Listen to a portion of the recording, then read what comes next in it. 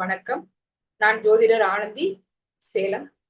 தேசிய ஜோதிட மகளிர் கூட்டமைப்பு நடத்தும் 2026ஆம் ஆண்டு புத்தாண்டு பலன்கள் தொகுத்து வழங்கும் நிகழ்ச்சியில் மிதுன ராசிக்கான பலன்களை தொகுத்து வழங்குவதில் மகிழ்ச்சி அடைகிறேன். இந்த புத்தாண்டு பலன்கள் நிகழ்ச்சியில் மிதுன ராசிக்கு பேச வாய்ப்பளித்த தேசிய ஜோதிட மகளிர் கூட்டமைப்பின் தலைவி திருமதி கனகாம்பாள் அவர்களுக்கு பணிவான வணக்கம். இப்ப மிதுன ராசி அப்படின்னு நம்ம பாத்துக்கிட்டோம்னா, இது காலபுருஷ 3ஆம் ராசி. இது காதல் ராசி அப்படின்னு இந்த ராசியை சொல்லலாம். இந்த ராசியில உங்க ஜாதகத்துல ஏதாவது கிரகம் இருந்தால் உங்களுக்கு கண்டிப்பாக யார் மேலேயாவது கண்டிப்பாக காதல் வரும். அதே மாதிரி இப்ப நம்ம மிதுன ராசிக்கு நம்ம பலன் பேச போறோம். இப்ப நம்ம பேசக்கூடிய பலன்கள் மிருக சீரிசம் 3, 4ஆம் பாதம், திருவாதிரை நட்சத்திரத்துல பிறந்தவங்க, புனர்பூசம் 1, 2, 3ஆம் பாதத்துல பிறந்தவங்களுக்கு இது பொருந்தும். மிதுன ராசினர் எப்பயுமே ரொம்ப தோற்ற பொலிவோட இருப்பாங்க, ரொம்ப அழகா இருப்பாங்க, ரொம்ப மென்மையானவர்களாக இருப்பாங்க, ரொம்ப சாஃப்டானவங்களா இருப்பாங்க. அவங்கள மாதிரியே அவங்களுக்கு விரும்பக்கூடியவங்களும் மென்மையானவங்களா சாஃப்டானவங்களா இருக்கணும்னு விரும்புவாங்க. எப்பயுமே அவங்க தனக்காக இயங்க மாட்டாங்க, தன்னை சார்ந்தவங்களுக்காகவே அவங்க எப்பயுமே வேலை பார்ப்பாங்க. இப்ப ஒரு விஷயம் அவங்க வீட்டுல நடக்குது அப்படின்னு கேட்டீங்கன்னா, ஒரு சமையல் எடுத்துக்கங்களேன், அவங்க சமைக்கிறது கூட தனக்காக சமைக்க மாட்டாங்க, தன் குடும்பத்துல இருக்கிறவங்களுக்காக மட்டுமே சமைப்பாங்க. இவங்களுக்கு அது பிடிக்கும், அவங்களுக்கு இது பிடிக்கும்னு ஒவ்வொரு விஷயமும் குடும்பத்தை சார்ந்தவங்களுக்கும் தன்னை சார்ந்தவங்களுக்கும் அவங்க பார்த்து பார்த்து செய்யறதுல ரொம்ப வல்லவங்களா இருப்பாங்க. அதே மாதிரி அவங்க ரொம்ப அறிவாளியா இருப்பாங்க, புத்திசாலியா இருப்பாங்க. அவங்களுக்கு பேங்கிங், ஆடிட்டிங், டீச்சிங், ஐடி இந்த மாதிரியான துறைகளை தான் அவங்க ரொம்ப அதிகமா விரும்புவாங்க. ஒரு ஜோதிடத்தை எடுத்துக்கிட்டீங்கன்னா, பெரும்பான்மையான ஜோதிடர்கள் எல்லாமே மிதுன ராசியில பிறந்தவங்களாகவோ மிதுன லக்னத்துல பிறந்தவங்களாகவே இருப்பாங்க. அவங்களுக்கு ஜோதிடத்துல அவ்வளவு ஒரு நாட்டம் இருக்கும். ஜோதிடம் மட்டும் இல்ல, அரசியல், அரசாங்கம் இந்த மாதிரி ஃபீல்டுலயும் அவங்களுக்கு ஆர்வம் அதிகமா இருக்கும். அதே மாதிரி அவங்க எப்பயுமே ரொம்ப ஜாலியா இருப்பாங்க. தான் மட்டும் ஜாலியா இருக்க மாட்டாங்க, தன்னை சேர்ந்தவங்களையும் ரொம்ப ஜாலியா வச்சுக்குவாங்க. இப்ப ஒருத்தவங்க கவலையா இருந்தாங்க அப்படின்னா ஒரு ஜோக் சொல்லி உடனே அவங்கள சிரிக்க வச்சிருவாங்க. அந்த அளவுக்கு அவங்க ரொம்ப புத்திசாலித்தனமா இருப்பாங்க. யாரோட கஷ்டத்தையும் பொறுக்க மாட்டாங்க. ஒருத்தவங்க கஷ்டத்தோடையோ கவலையோடையோ இருந்தாங்கன்னா, அந்த கஷ்டத்தையும் கவலையும் அவங்களுக்கு தீர்த்து வைக்கிறதுல அவங்க வல்லவரா இருப்பாங்க. அதே மாதிரி இவங்க எந்த இடத்துல இருக்கிறாங்களோ அந்த இடம் ரொம்ப கலகலப்பா மாறிடும். குடும்பத்துல ஒரு மிதுன ராசிக்காரங்க இருந்தாங்கன்னா, அந்த குடும்பத்துல இருக்கிறவங்க யாருமே சம்பாதிக்க வேண்டிய அவசியமே இல்லை. அந்த குடும்பத்தோட மொத்த பொறுப்பையுமே அவங்க சுமந்து அந்த குடும்பத்தை தன்னோட கஸ்டடியில வச்சு எல்லாத்தையுமே நல்லபடியா வழிநடத்தக்கூடியவங்களா இருப்பாங்க. இப்ப 2026ஆம் ஆண்டு கிரக நிலவரத்தை பொறுத்த வரைக்கும் மிதுன ராசிக்கு ஆண்டு கிரகங்களை பொறுத்த வரைக்கும் குரு பகவான் ஆண்டோட தொடக்கத்துல ராசியிலேயே இருக்கிறாரு. அதாவது ஒரு ஜூன் மாசம் 2ஆம் தேதி அவர் தனம், வாக்கு, குடும்பஸ்தானத்துக்கு போகிறாரு. அப்போ ஒரு 5 மாச காலங்கள் குரு பகவான் லக்னத்திலேயே, அதாவது ராசியிலேயே இருந்து பலன் தருவாரு. இப்ப நம்ம சொல்ற பலன்கள் மிதுன ராசிக்குமே பொருந்தும், மிதுன லக்னத்துக்குமே பொருந்தக்கூடியதாக இருக்கும். 2026 ஜூன் 2ஆம் தேதியில இருந்து அவர் 2ஆம் இடத்துக்கு போறாரு. மூணாம் இடத்துல அவங்களுக்கு ஆல்ரெடி கேது நின்னுகிட்டு இருக்கிறாரு. 5/12/2026 வரைக்குமே கேது பகவான் உங்களுக்கு 3ஆம் இடத்துலதான் இருக்கிறாரு. 9ஆம் இடத்துக்கு ராகு பகவான் இருக்கிறாரு 5/12/2026 வரைக்குமே. 10ஆம் இடத்துல சனி பகவான் இருக்கிறாரு. 10ல ஒரு பாவி இருக்கிறது நல்லது. இப்ப மிதுன ராசிக்காரங்களுக்கு 10ஆம் இடத்துல சனி பகவான் இருக்கிறது ரொம்ப அபரிமிதமான சுபபலன். இப்ப நம்ம ஆண்டோட பலனுக்குள்ள நம்ம போகலாம். கிரக நிலவரத்தை நம்ம பார்த்தாச்சு. இப்ப ராசியில குரு பகவான் இருக்கிறாரு. இப்ப நம்ம மிதுன ராசிக்கான பலன்களை 2 விதமா பிரிச்சு சொல்லலாம். அதாவது குரு பயிற்சிக்கு முன், குரு பயிற்சிக்கு பின் அப்படின்னு நம்ம 2 விதமாவே பிரிச்சு நம்ம பேசலாம். இப்ப குரு பயிற்சிக்கு முன்னாடியும் உங்களுக்கு சிறப்பா இருக்கும், குரு பயிற்சிக்கு பின்னாடியுமே உங்களுக்கு சிறப்பா இருக்கும். ஏன் அப்படின்னு கேட்டீங்கன்னா, குரு பயிற்சிக்கு முன்னாடி ஜென்மத்துல குரு பகவான் இருந்தால் கூட அவர் 5ஆம் இடமான பூர்வ புண்ணிய ஸ்தானத்தை பார்ப்பாரு, 7ஆம் இடமான கலத்திரஸ்தானத்தை பார்ப்பாரு, 9ஆம் இடமான பாக்கியஸ்தானத்தை பார்ப்பாரு. அப்ப ஒரு ஜாதகத்துல 1, 5, 9 அப்படின்னு சொல்லக்கூடிய இடங்கள் புனிதப்படுவதால் உங்களுக்கு சுய ஜாதக ரீதியான தோஷங்களும் சாபங்களும் விலகி உங்க மனசுல ஒரு நிம்மதி இருக்கும். இப்பதான் நீங்க புதுசா பிறப்பெடுத்தது போன்ற ஒரு ஃபீலிங் உங்களுக்கு இருக்கும். அதே மாதிரி இப்ப ஒரு லக்னத்துல குரு பகவான் இருக்கிற காலகட்டங்கள்ல இதுவரைக்கும் உங்க வாழ்க்கையில நீங்க என்னெல்லாம் இன்பங்களை இழந்தீங்களோ அந்த இன்பங்கள் எல்லாத்தையுமே நீங்க மீட்டு பெறக்கூடிய காலகட்டமாக இது இருக்கும். இன்பங்கள் அப்படிங்கிறது வந்து என்ன விஷயம் அப்படின்னு கேட்டீங்கன்னா, திருமணம், குழந்தை பாக்கியம், வீடு வாகன யோகம், இப்படி வாழ்க்கையில வந்து மனிதர்கள் அனுபவிக்க வேண்டிய அனைத்து இன்பங்கள் இருக்கு இல்லையா? இந்த இன்பங்கள் எல்லாத்தையுமே வந்து ஒன் பை ஒன்னாவே அவர் வந்து கொடுக்க ஆரம்பிச்சிருவாரு. அதை நம்ம விரிவா வந்து பின்னாடி வந்து நம்ம வந்து பார்க்கலாம். இப்ப உங்களுக்கு வந்து ராசியில வந்து குரு பகவான் இருக்கிறதுனால உங்க ஜாதக ரீதியாக ஏதாவது ஒரு குறைபாடுகள் உங்க ஜாதகத்துல இருந்தது அப்படின்னா, அந்த குறைபாடுகள் எல்லாமே இப்ப வந்து விலகிரும். ஒரு ஜாதகத்துல வந்து நல்லது நடக்கிறதுனாலும் சரி, கெட்டது நடக்கிறதுனாலும் சரி, கோச்சார கிரகங்கள் வந்து சம்பந்தப்படும் போது, அதுவும் குரு கோச்சாரத்துல வந்து சம்பந்தப்படும் போது அவங்க ஜாதகத்துல என்னெல்லாம் கெட்டது இருக்குகளோ அந்த கெட்டதுகள் எல்லாமே வந்து விலகிடும். அதே மாதிரி நீங்க இப்ப வந்து எப்பயுமே வந்து நீங்க வந்து கடின உழைப்புக்கு வந்து முக்கியத்துவம் வந்து கொடுக்க மாட்டீங்க. ஒரு மூளையை மூலதனமாக கொண்ட விஷயங்களுக்கு நீங்க வந்து அதிக முக்கியத்துவம் வந்து கொடுப்பீங்க. எந்த விஷயத்தையுமே வந்து ஈஸியா வந்து டேக்கிள் பண்றதுக்கு வந்து விரும்புவீங்க.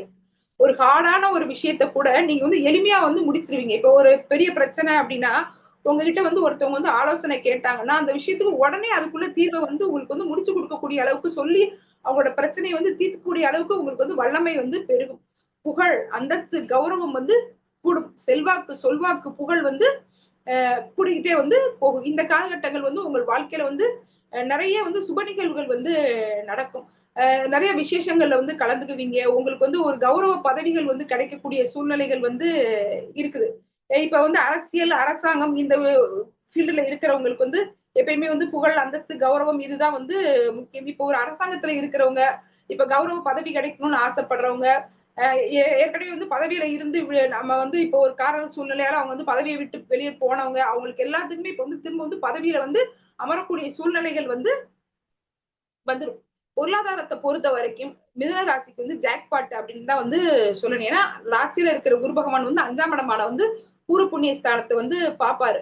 அப்ப வந்து பூர்வீகம், குலதெய்வம், குழந்தை, அதிர்ஷ்டம், காதல், கௌரவ பதவி, இப்படி உங்க வாழ்க்கையில வந்து அந்த 5ஆம் இடமான புண்ணியம் சம்பந்தப்பட்ட அனைத்து விஷயங்களுமே உங்களுக்கு வந்து நடக்க ஆரம்பிச்சிடும். இப்ப ஏதாவது நீங்க உங்க ஜாதகத்துல வந்து ஏதாவது ஒரு தோஷம் வந்து இருக்குது அப்படின்னா, இப்ப அந்த தோஷத்தை வந்து நீங்க நிவர்த்தி செய்யக்கூடிய காலகட்டமாக இது வந்து இருக்குது. குடும்ப உறவுகள்ல வந்து நிறைய மனக்கசப்புகள் இருந்துச்சு. நிறைய உறவுகள் கிட்ட வந்து பேச முடியாத சூழ்நிலையில வந்து இருந்தீங்க அப்படின்னா, இப்ப ஏதாவது கருத்து வேறுபாடு காரணமாக பேசாம இருந்தீங்கன்னா, அந்த உறவுகள் எல்லாமே இப்ப வந்து உங்க கூட வந்து பேசக்கூடிய சூழ்நிலைகள் வந்து உருவாயிரும்.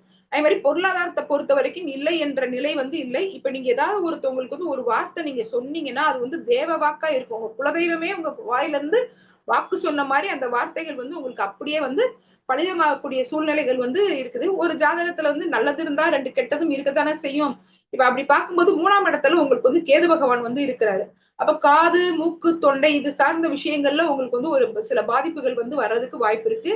ஏதாவது சிறு சிறு உடல்நல குறைவுகள் இந்த மாதிரி ஏதாவது பாதிப்புகள் இருந்தா அதுக்கு தகுந்த வைத்தியத்தை வந்து உடனே வந்து நீங்க கடைபிடிச்சுக்கிறது வந்து ரொம்ப நல்லதா வந்து இருக்கும். அதே மாதிரி ஞாபக மறதி வந்து உங்களுக்கு வந்து அதிகமாகும். ஞாபக மறதி அதிகமாகும்னா முக்கியமான ஏதாவது ஆபரணங்களை வந்து எங்கேயாவது கலட்டி வச்சுட்டு மறந்து போயிடுறது.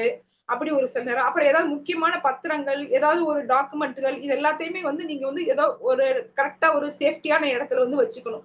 சில நேரங்கள்ல உங்களுக்கு வந்து ஞாபக சக்தி குறைவா வந்து அதை காணாமக்கிறதுக்கு வந்து வாய்ப்பு வந்து இருக்குது. இப்ப இந்த ராகுவோ கேதுவோ வந்து எந்த இடத்துல இருக்குதோ அந்த இடத்துல வந்து அவங்க வந்து பிளஸ்ஸையும் கொடுப்பாங்க, மைனஸையும் கொடுப்பாங்க.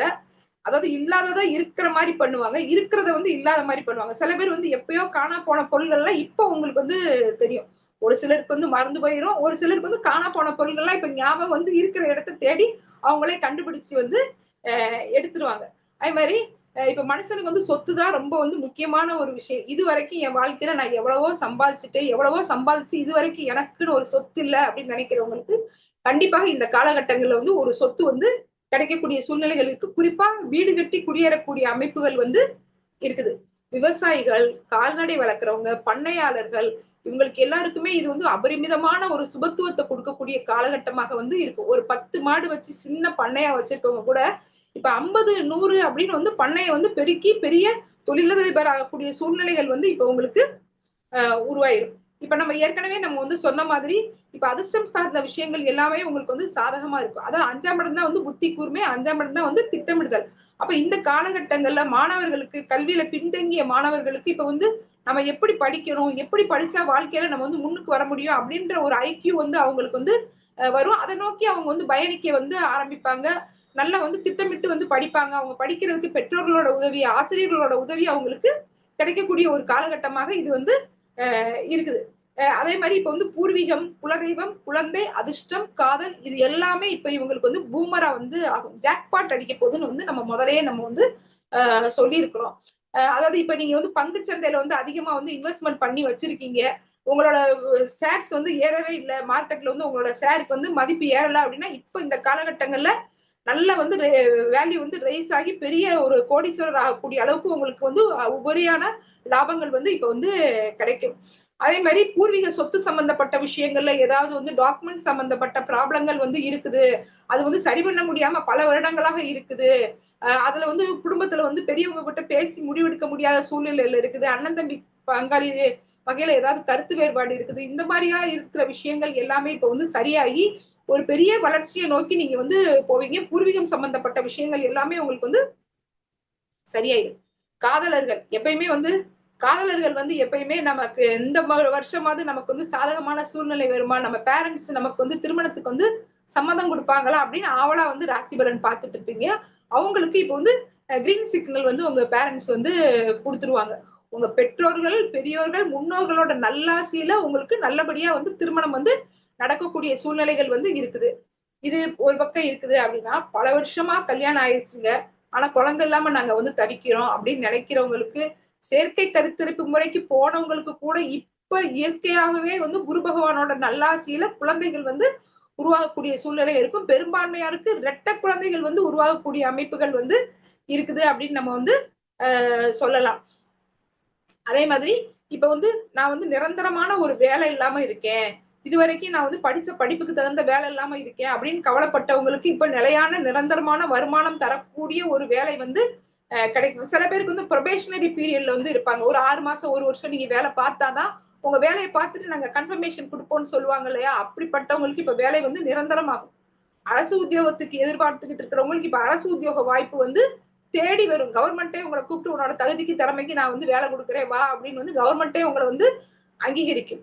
அதே மாதிரி திருமணம் அப்படின்ற விஷயத்தை பொறுத்த வரைக்கும் நம்ம வந்து காதல் திருமணத்துக்கு வந்து பெற்றோர்கள் அனுமதி கிடைக்கும்னு வந்து சொல்லிட்டோம். அதே மாதிரி 7ஆம் இடத்துல வந்து கலத்திர தோஷத்தாலேயோ 8ஆம் இடத்தால மாங்கல்ய தோஷத்தாலேயோ ஏதாவது திருமணங்கள் வந்து ஆணுக்கோ பெண்ணுக்கோ வந்து தடைபட்டுக்கிட்டு இருந்துச்சுன்னா இப்ப அந்த மாங்கல்ய தோஷம், கலத்திர தோஷம் எல்லாமே வந்து விலகி இப்ப திருமணம் அமையக்கூடிய காலகட்டங்கள் வந்து ஆணுக்கும் இருக்கு, பெண்ணுக்கும் இருக்கு. ஒரு குறிப்பிட்ட வயசை கடந்தும் திருமணம் ஆகாம இருக்கேன் அப்படின்னு கவலைப்பட்டவங்களுக்கு எல்லாருக்குமே இப்ப திருமண வாய்ப்புகள் வந்து கூடி வந்து வருது.